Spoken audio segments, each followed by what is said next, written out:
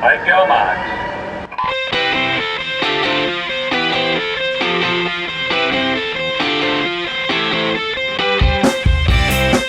You're listening to the Pool Boy Podcast. Hello and welcome back to the Pool Boy Podcast after an exciting week of swimming at the London Aquatics Centre for this year's British Swimming Championships and World Championship trials. Steve here, fresh from the poolside in London, along with Bob, who was there most days, and Katie. Now, we've got a lot to talk about from that week of swimming, some very exciting racing, which we'll get to in a minute. Bob, you were on deck, as I say, most nights. Overall feel about the championships? Yeah, great atmosphere, very well put on, very well staged, good crowds there, real enthusiasm. The swimmers, to a man and woman, seem to really enjoy the atmosphere and being back at the Olympic pool again. I think lots of ticks. You know, I'm not particularly happy on the selectors being given a huge prominent part up on the upper deck, but that's for another day, perhaps. Katie, you were watching from home this time. Happy with what you saw in the pool and how it was presented? Yeah, I think by the end, I agree with Bob that the presentation was good. It felt like the final sessions just dragged on forever and there was no faff, so I don't know why it did feel that way, but it just felt like there were an awful lot of finals.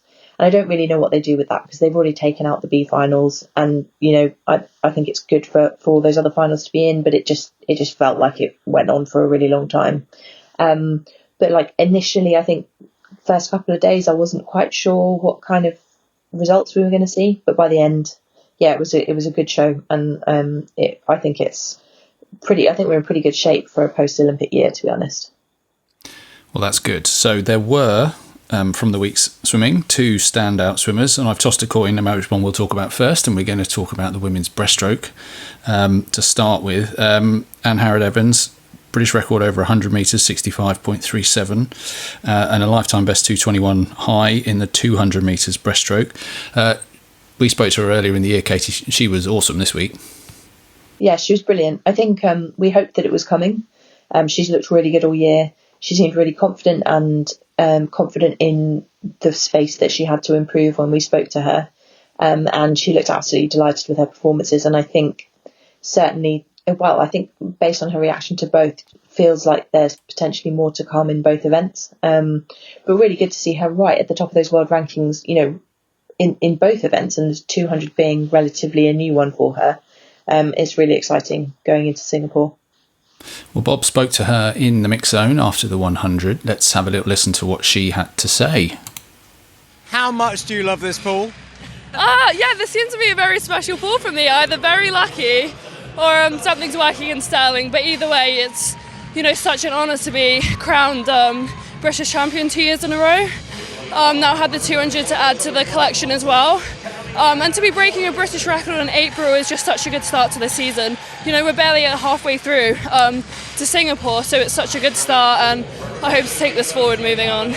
When you're breaking British records, you're doing them by big chunks as well, not like 100ths of seconds, are you? Yeah, I don't know how that's happening, but I think, I've said this before, lots of small things added together is where the big chunks come from. So it could be 0.1 from the start, 0.1 on the turn, but all together. And the atmosphere in London has been amazing, you know. I feel like every year at the trials just keeps getting better and better. And I was sat behind and just hearing the crowd cheer for me when they announced my name just really made me want to perform up to the standards that I thought they had in my head, so. I'm looking at the stroke, the pull-out was great. There didn't seem to be too much wrong from what I could see. Yeah, I think I definitely felt there needed to be a few tweaks. On the dive, I think that's the main thing for me. I've been staying behind every single session to work on that, so you can see improvements throughout the season, but there's still so much further to go, especially with adding 50s in the Olympics. That dive's so crucial, so that's definitely going to be a main point for me to work on. Have a great year, we're looking forward to it. Thank you so much. Well, she was buzzing, Bob, when you spoke to her, and she did look brilliant in the pool, didn't she? She did, and she's got gears as well. That's the important thing, I think, for our breaststrokers, is that she can go to another level, as she showed in her races there. And, I was talking about with some of the coaches about, we're not looking too far back, where we have 3 swimmers under 222, and now she's kind of flying the flag, and there's a lot of pressure on her shoulders to do that and keep it going. But I think she's the real deal, and she's going to prove it in the next couple of years. And Katie, lots of upside. I mean, she mentioned her dive there. I did think she had a bit of an improvement that she could make just watching, from the sidelines. Great chance for a medal this summer, do you think? I think so. I would really hope to see her up there. It sort of felt like a bit of an outside hope last year, but, she seems so confident. She seems like she belongs at the top of those world rankings. So, yeah, I would really, really hope so. Well, fingers crossed for her in the summer. She was brilliant last week, as we say. The other sort of standout swimmer of the week, unquestionably on the men's side, was Ollie Morgan. Again, British record in the 100 metres back, 52.12. 200 metre back PB, doing it hard by going out ludicrously fast and hanging on for grim death at the end. Bob, he was, very level-headed afterwards, I thought, but he swam absolutely brilliantly. Talking about the real deal, I mean, we talked a lot about him last year, and indeed, kind of his breakthrough year a couple of years ago. But how much has he moved on? I mean, that was a massive slice he took out of the British record. We're not talking about a morsel or a tiny part. It was a huge drop down in time, and we worked out that if he does the same kind of drop down again, it's the world record time. So he's closing in on that.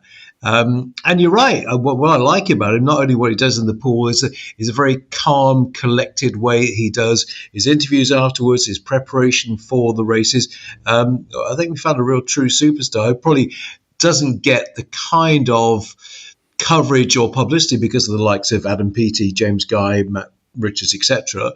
But he's as close to a superstar I think we've got on the team right now. Well, we talked about that interview in the mix zone afterwards. Let's have a little listen to what he had to say. So Ollie Morgan, you don't just break a British record, you absolutely smash the British record. Tell me, minutes after you've done it, how's it feel? Yeah, pretty mint. We knew there'd be something quick in there. Everything we were doing in training, was pointing that way. Had quite a busy year really with uni and kind of just trying to get that done. We sat down straight after the games and spoke out the whole next 4 years, I guess, which again I haven't done before. One, that was a weird conversation to have, but two, we kind of thought this year my swimming wouldn't be that fast. Just the work that we were going to do, putting uni first as well. So to be going 52.1, and the training that I've been doing has just been backing it up. Been loving it every day, getting better and better. Each week in training it's just been like doing something even more phenomenal, so been loving it. What about the world record now? It's about 6/10 away. We've always said that there's definitely a 51 point in there. It's just going to take time, it's going to take experience.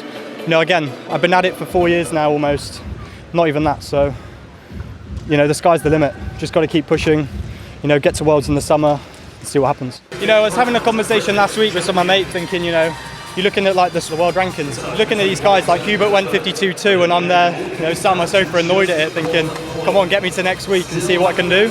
So again, it's blocking out the noise, but you can't ignore them all the time. So I'm just excited now, got that in my locker, things to work on always, so see what the summer holds. Was there anything that you think you can improve upon?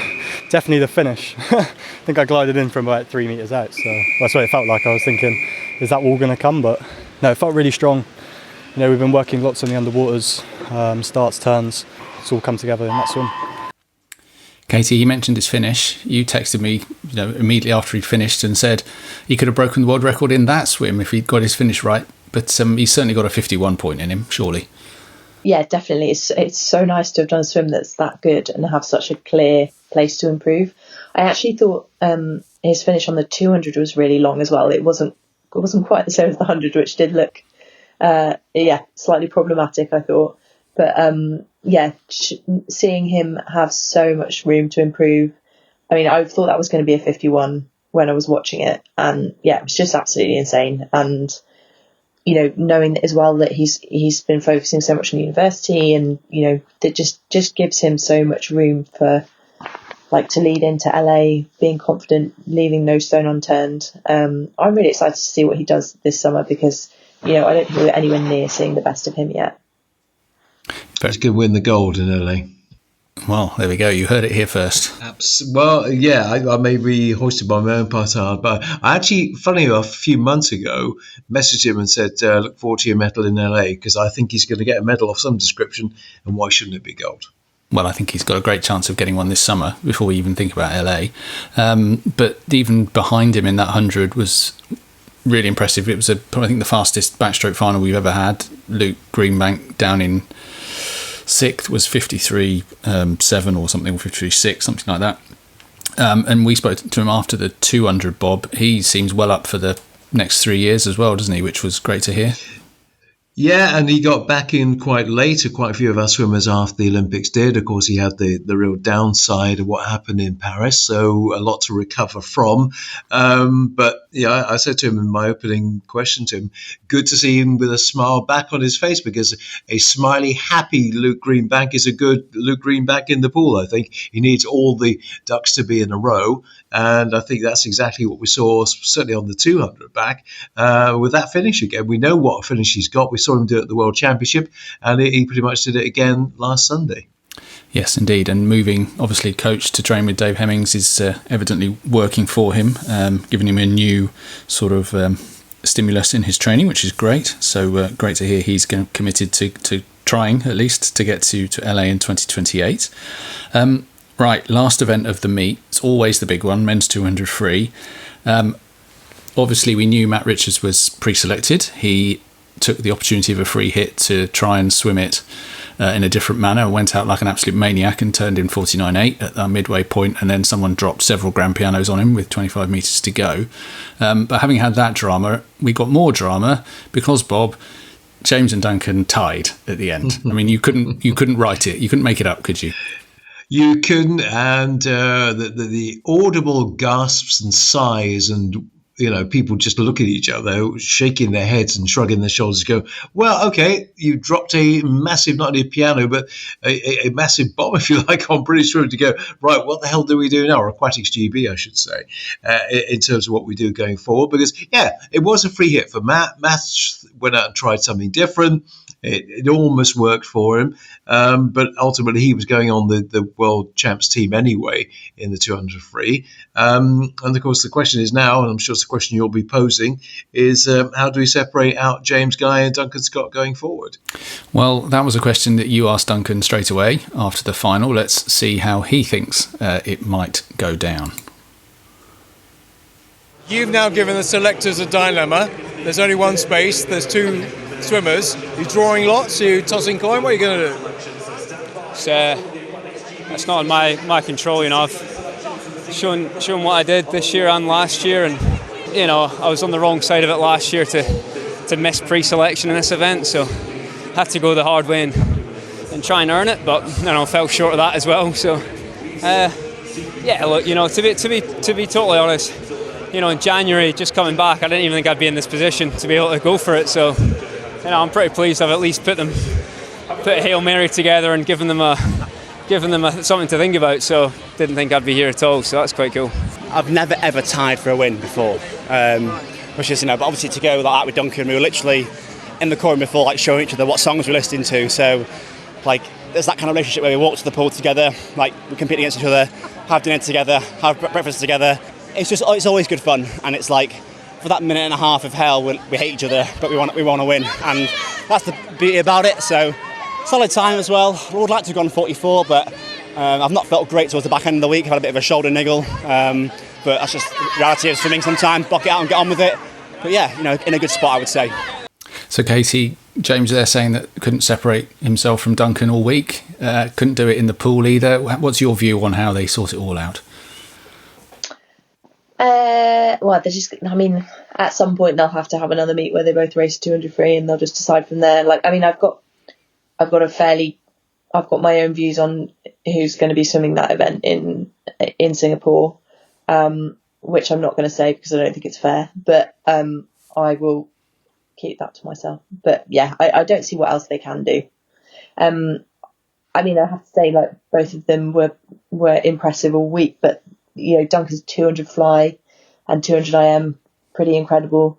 You know, James's 400 free was decent, but not where we needed it to be. But then, you know, they were great all week. This is you know, they're not at the beginning of their careers, and they're just putting in these incredible efforts every single year. We're just so lucky to have them both.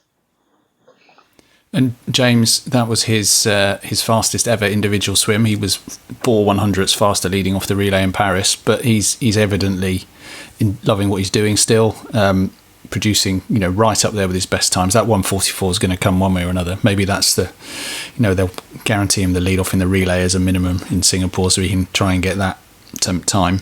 But yeah, who knows how they're going to sort it out. Bob, you said toss a coin, draw lots, whatever, but you know, it's a tricky one for the selectors. Well, I think you could tell from what Duncan said, he's not going to relinquish it without a fight, because he feels that's kind of, you know, being the Olympic silver medalist as he was in Tokyo, coming in by Tom, he's kind of earned his stripes to have it. Indeed. Well, we will see where the selectors go, probably not until sort of June, July time, by the time we see the entries for Worlds, but undoubtedly there'll be some discussions and what have you in the meantime. Relay-wise, obviously the top three pre-selected along with Tom Dean, who didn't swim the 200 this week. Jack McMillan looked pretty good in fourth. Probably likely, Katie, that, you know, he was excellent last year. They'll take him again as relay cover, you'd think.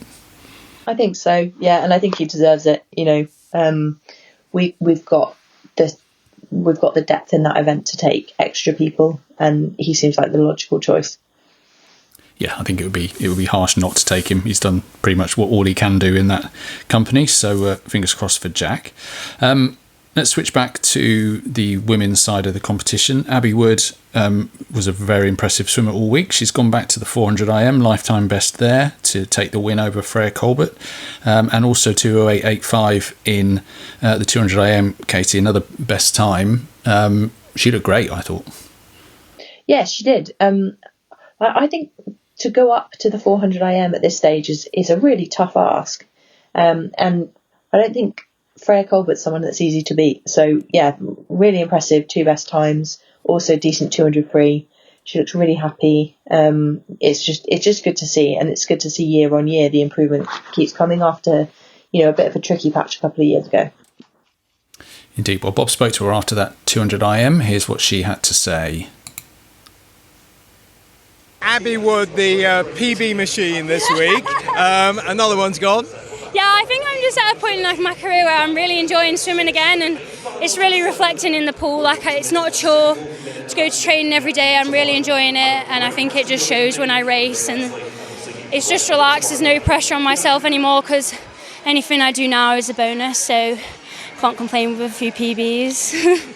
I've just learned to deal with my nerves better, so I might have buckled under the pressure, and I think meets like this where the pressure is on, like, they set fast times so to even get on the teams, like the depth in the girls 2 medley and the 4 medley in Britain's getting so much better, and I think it's just putting pressure on us constantly, and to perform under that pressure is really beneficial at the World Championships. So many component parts in an IM, but I had a lot of watched your backstroke tonight. That's something you've really worked on, isn't it? Yeah, my backstroke it's normally been my weakness, and against girls like Freya Colbert and Katie Shanahan, a backstroke specialist, to be able to hold my own against them now, like, I've really put a lot of work into it, and it's starting to pay off. And I've actually really enjoyed backstroke training more, so yeah. How excited are you about the year ahead? Yeah, I'm really excited. I feel like after Paris, this is a kind of a year with like no pressure, and going somewhere I've never been, like Singapore, is really exciting. And yeah, I think after World Short Course, I've got a big confidence boost on the international scale, and I've just shown that I really like racing. And I think if I focus on times too much, that's where I can buckle. But when I'm in a race and getting caught up with the race, it really just naturally brings me the PBs, which is nice. So she was really good, Bob. But I want to pick up on something she said, which lots of people that we spoke to you spoke to in the mix zone said is they're enjoying it. Everyone seems to be really loving what they're doing at the moment, which is only got to be a good thing.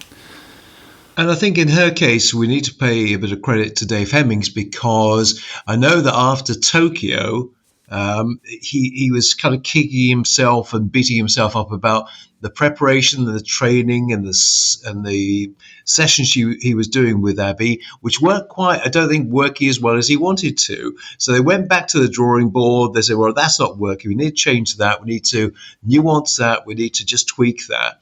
And I think all the things he's put in place in the last 3 or so years are now really falling into place. And it's a very different Abby Wood. She smiles, she's happy, and it's obviously having a massively positive effect on the swimming. So, they're working great as a collaboration, her and Dave Hemmings, and I think it's going to be great for this session and this 4-year period going up to LA again. Well, great to see her enjoying what she's doing and swimming best times. Let's flip back to the men, and we'll go to the sprint freestyle events. In particular, someone who had a real breakout meet, Katie, Jacob Mills. He's not yet 18. He went PBs in Edinburgh a few weeks ago and absolutely smashed them in the heats, in the 100 free, 48-1, I think, and then came back and went 48-0 in the final. I mean, you can't ask... Well, and then he went 21-9-6 in the 53 as well. I mean, you can't ask a young man to do any more than come to a trials and break his personal best like that. Yeah, I don't think any of us would have predicted him being in that. Well, certainly not in the top four, but finishing second in that 53, absolutely brilliant, and just taking huge chunks of time off. I suppose it's not dissimilar to the sort of rise that we saw of Jacob Whittle and Matt Richards performing incredibly when he was really young. But it's so good to see. So I mean, we had a good few juniors putting in really, really impressive performances this week, and he definitely is coming out on top there. Well, Bob and I spoke to him after his 100 free final and his exploits there. Here's what he had to say. Just talk me through that. That must have been beyond your wildest dreams, wasn't it? I still can't believe it now. I'm absolutely over the moon, so yeah, really happy with that tonight.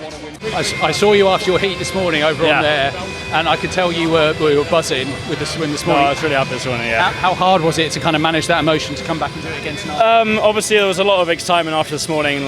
Jamie, my coach, just kept me calm. Went home, back to my apartment, chilled out for a bit, and then just got ready for tonight and just charge up again. So yeah, I'm really happy with that tonight. When you swam a PB in Edinburgh, I don't know, 5-6 weeks ago, 49.3-ish, did you have any inkling at all you were going to come and go 48.0 too? I don't know, I've been doing some brokens in training, so they were pretty quick, so I knew I was going to be around the 47 high, 48 low mark, so that was really good for me. So yeah, I mean, I've been working on this long course 100 for a while now. I didn't have a great year last year, personally, but much better this year to step back and improve on that, so yeah. And excited to go to Worlds and have another go at that 47? Yeah, definitely. I'll try and break the 47 mark when I go there, so that'll be really good. How many relays have you done? I've done quite a fair few on my time, to be fair, through European juniors and club level stuff, so I think I'm ready for the challenge. What I love about that is where he said, well, I knew I was going to come here and be around a 47 high. He'd never broken 49 before. Give the lad some credit for his confidence, Bob. Yeah, and also it's tempered confidence. It's not cockiness, it's not arrogant, but he knows he's something special, and I think we'll see him be something special. This is only the very beginning. He's very raw. He's going to have a few ups and downs, I'm sure, over the next couple of years, but I'll tell you what, that's a big stage. That's the Olympic pool. That's the trials for the world. We're probably thinking along the lines of, he'll go to World Juniors later in the year and European Juniors in the summer. No, let's bypass that. Let's take a step beyond that and go straight to the senior world. And he's not going to let GB down there. I'm really, I don't think I've been that excited about a male sprinter for quite some time. And he hopefully, you would expect, Katie, he'll get at least one individual swim. I mean, he was second in both the 100 and the 50, so you'd think they'd let him swim one of those. I would hope so. I mean, the times are there, right? They're competitive enough. It doesn't really matter about him being young, if he's up there, which I think he is, he ought to get that swim. It makes sense. Yeah, and important that he can chip in for the relay as you asked him, Bob, but he didn't seem fazed by that prospect either. So very excited to see what he can do later in the year. All right. Let's move on. Let's flip to the women's equivalent. A bit of drama around the women's 4x100 on the last night, Bob, where it felt like the presentation team had been given the wrong QT and they announced they'd all been they'd all been selected and then had to go back on that, and they hadn't been selected, and it was it was slightly unsatisfactory. And Katie, especially for Theodora Taylor, who was amazing in fourth and told she was going, and then maybe she's not going, and who knows whether she'll get picked now. But let's just focus on her swimming, because she was terrific in that fourth spot. Yes, she was brilliant, and all week I think, she was in a variety of different events, in a load of senior finals, but that 100 free, I mean, I think she was out in lane 8. She just gave it absolutely everything, and we had a good few women under 55, which is not a position that we've been in sort of that regularly, and for one of them to be 16, that's really, really exciting. We also had Eva Okaro, who's 18, I think. So it is really exciting. I sort of hope she gets that swim. I think it makes sense to keep the relays in, and I think that's a relay that has space to improve. So I think it would make sense to take her. Hello, selectors, please take my view into your consideration. But yeah, she looked absolutely over the moon. Really, it must have been a total roller coaster of emotions for a lot of people there. I think Freya Anderson might have had a bit of relief and then a bit of panic and then a bit of relief again. But yeah, it was a slight fiasco, but I think overall promising for the future of that event. So Freya got qualified by virtue of the mixed medley relay, because the fastest quartet there, which she was in, made the qualifying time. The top three, so Eva and Freya Colbert, as well as Freya, were all therefore on the team anyway. They've got Abby and Lucy Hope are already on the team as well, so it feels like they'll swim that event, Bob, but it's a bit unfortunate for all concerned that they had that mix-up. Yeah, it was. I mean, I thought that the boat race was a Putney. The amount of rowing back that was being done at the Olympic pool was a bit worrying that night. But I can't see any reason as to why the 4x1 can't go. I really was going through the machinations of why they shouldn't be, and I couldn't actually come up with a very good reason as to why they shouldn't be there. All right, well, fingers crossed that Theodora gets the nod then as an extra swimmer for that relay when they pick the team in the next week or so. You mentioned Eva Okaro there, Katie. She was okay on the 100. I mean, I think she would have liked to be faster on the 100, but she was very good in the 50, 24.4. It was a very good swim from her. Yeah, she was. No, her 50 was absolutely excellent, and I think her 100. I think of all the events that she swam over the week was probably the sort of least exciting. She just did a pretty good 50 fly, a big drop in her 100 fly. Her 50 free was great and made the individual qualifying time for Singapore. I really expected a 53 in the 100 based on what I'd seen, across the rest of the week, but it was at the end of the week. She'd had a pretty busy programme. I think there's a lot more to come there. So I think it's sort of fair enough that she was slightly disappointed, because I think she's got more in her. But overall, a really good week. Indeed it was. Someone else who had a pretty good week, Freya Colbert, Bob. She won the 200 free, got the qualifying time, 1:55.76, only 0.2 from the British record that Joe Jackson set way back in 2009 in a shiny suit. 16 years on, if she can get that in Singapore, if she gets the opportunity, surely. Yeah, I think it's going. I think she was kicking herself a little bit. It didn't go the other day because that's what she had her sights very much set on. But if she's in that kind of form or better in Singapore, then yes, one of those long-standing, one of the longest-standing records on the British books will go. Well, fingers crossed. It'd be great to see that record moved on. 55.7, pretty decent, Katie. Yeah, I think so. And, if we can get maybe Freya Anderson described her 200 free as a mystery this week. And maybe, if she can get back to form in that, we've now got a decent 4 women in that 200 free and could have a good relay there. I think that record will go. I think Freya Colbert had an interesting week with, trying out some different events. We saw her obviously in her normal 400 IM, where she'll also be swimming in Singapore.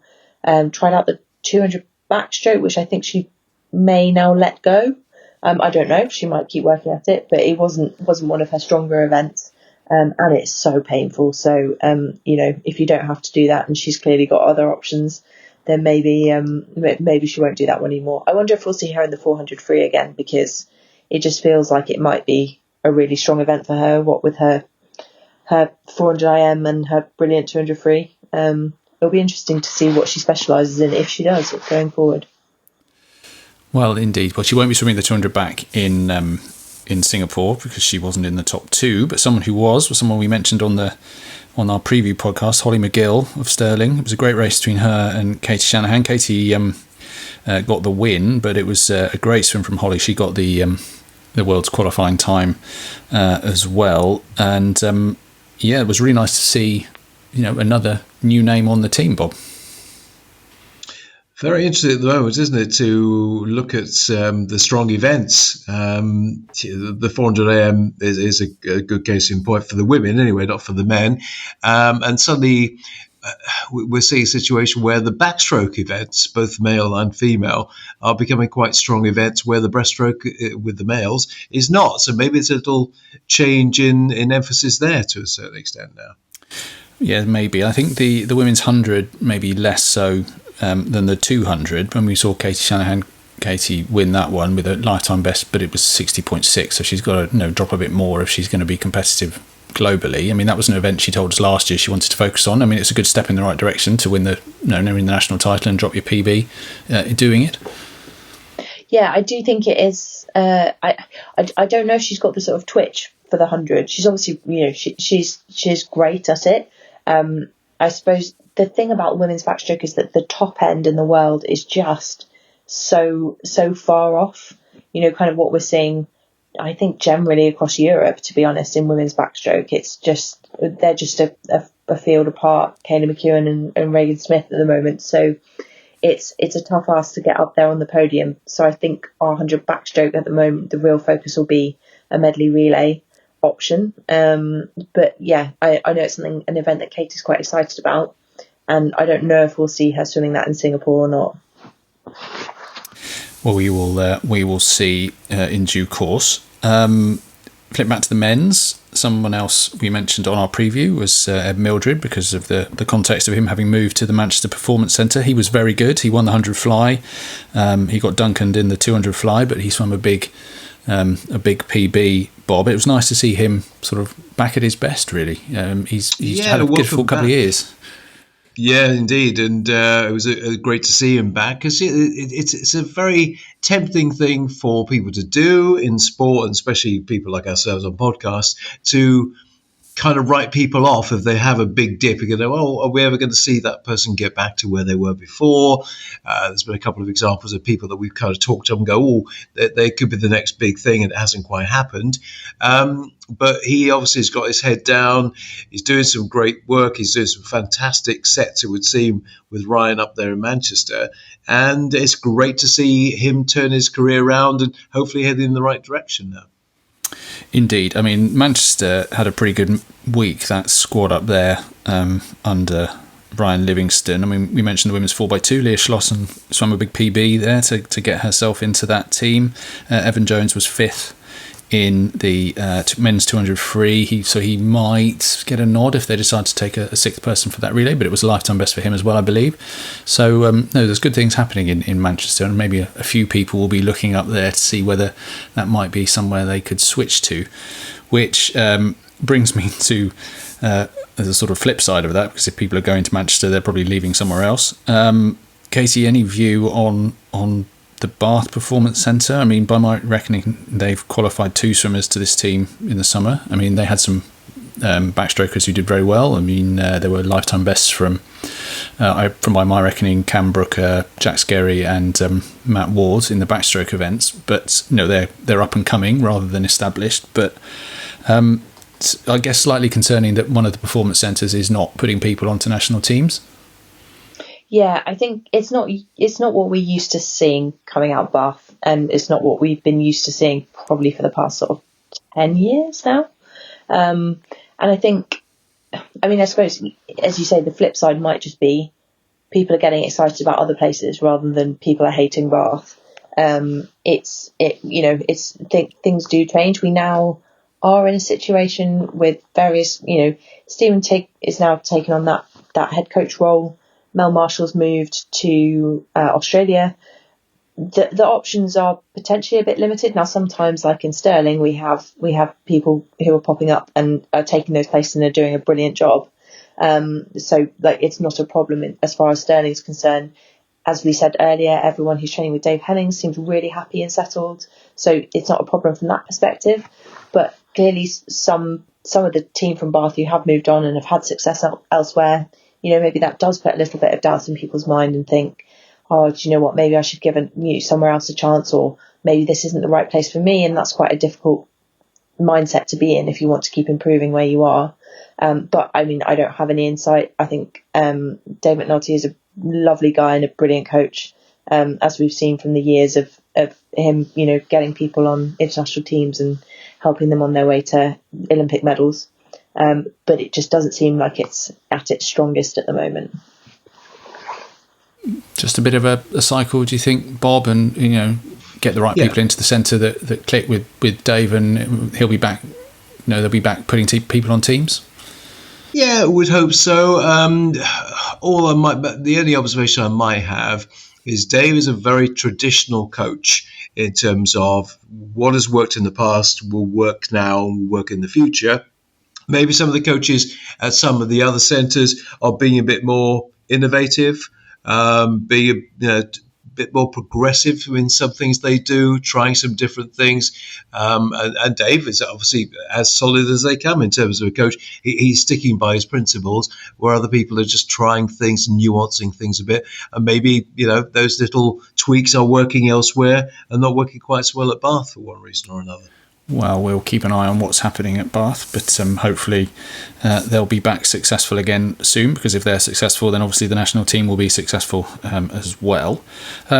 Quick observation about the longer events. We mentioned James Guy's 400. It was his first one back, 3:46. He went out very, very fast and paid for it at the end, and maybe a bit more circumspection at the start will help him go faster. But I mean, there were some new names. It was good to see some new names winning those events. Megan Barnes won the women's 400. Reese Grady won the men's 1500. Tyler Melbourne-Smith won the 800. But we've got a little way to go still to get back to the top table globally, Bob. And I know this is a hobby horse that you like to mount every now and then. But am I right in doing so, though? I mean, I know that people will trot it out. Oh, you're not going to go on about that again. Well, no, you've brought it up, so I will.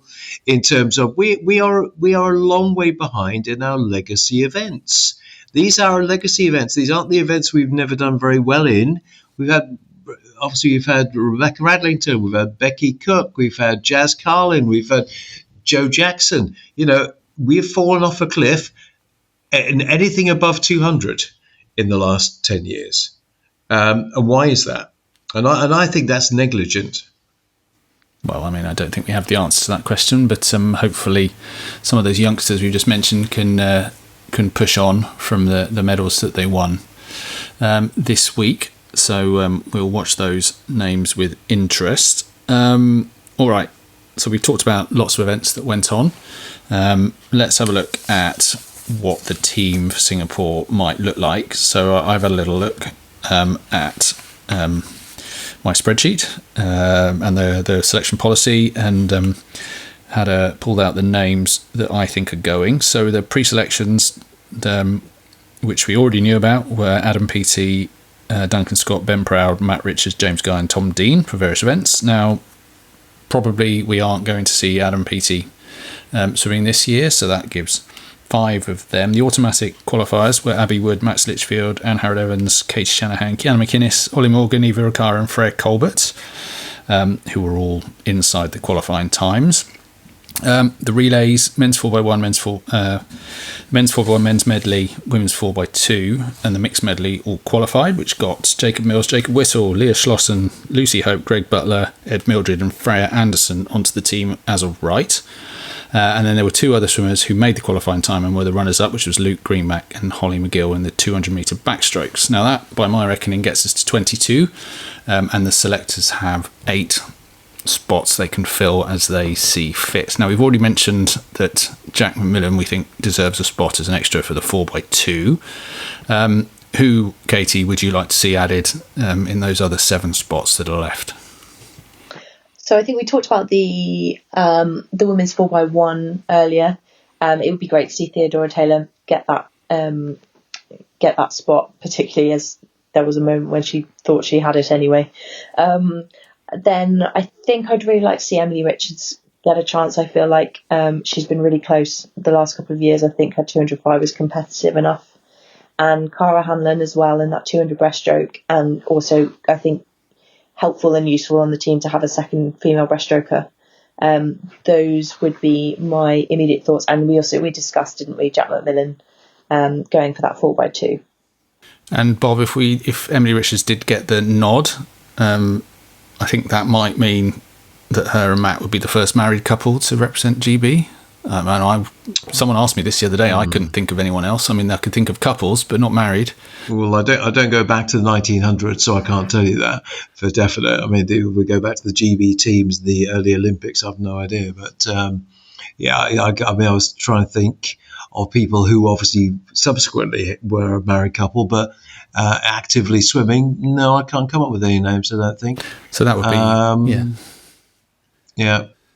I mean, that would be a nice little bit of trivia if it came off. Anyone that you would like to see added in those remaining spots? No, I mean, I know we had a discussion before we came on. There was a certain lady in the 8 and 1500 freestyle who I'd like to get more experience at world level, but she will do European juniors and world juniors too. But I just think that, because we've got a dearth of talent in those distance events, I think we should be trying to nurture her towards LA by giving her some more senior outings. But I think I'm in the minority here. Well, we'll see what the selectors think on that note. I mean, I thought Johnny Marshall would probably get the nod, a spare for the medley relay. He was only 1/100th off the 100 back qualifying time anyway, so I would expect to see him get a pick. And I wondered, Bob, Katie, I'd be interested in your view on this one. I wondered if they might take a punt on Lauren Cox, who won the 50 back. She obviously got a bronze medal at the last World Championships in 2023 in that event. She's got the fastest 100 back on the rankings so far this year, I think, from Bucks, which was quite a bit faster than she swam in the race here, and that might be a benefit for the medley relay. So, it might be a bit of a long shot, but it wouldn't surprise me if she got a nod. If you agree.